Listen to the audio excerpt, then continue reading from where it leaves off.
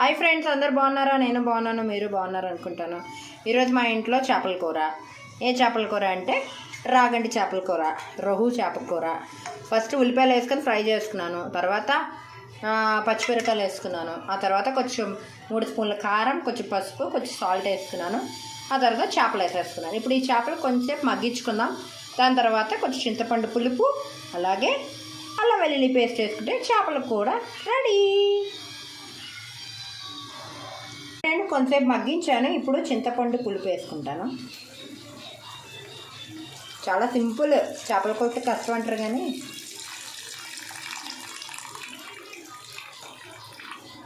ఇప్పుడు దీంట్లో అల్లం వెల్లుల్లి పేస్ట్ వేసుకొని ఒక 15 మినిట్స్ మనం మగ్గించుకుంటే అయిపోద్ది.